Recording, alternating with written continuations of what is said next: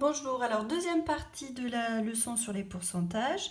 Donc là, ce coup-ci, on a un pull qui est à 40 €, qui est soldé à 30 € et il faut savoir de combien de pourcents il a été soldé. Donc c'est vraiment différent de ce qui a été fait dans le petit 1.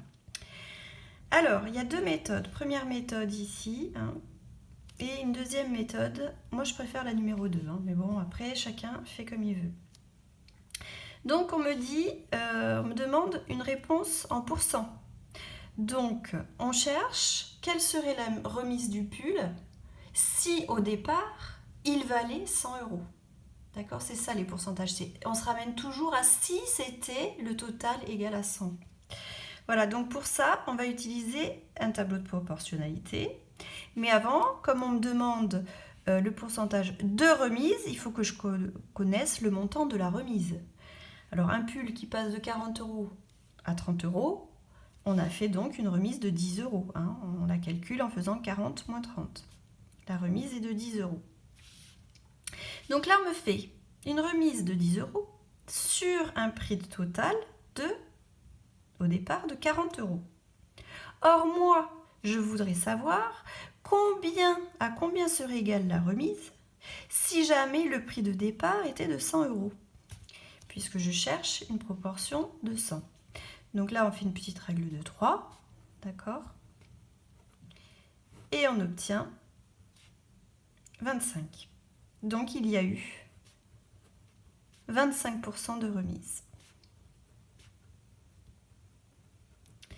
Voilà, ça c'est une méthode, mais il faut du coup faire un tableau de proportionnalité et ramener une des cases à 100.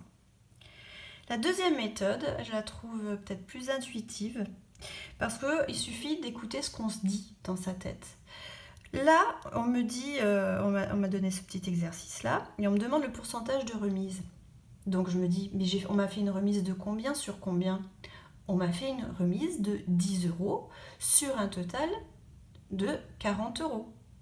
Donc on m'a fait, alors le sur, vous l'avez entendu en français, il se traduit en mathématiques par une barre de fraction.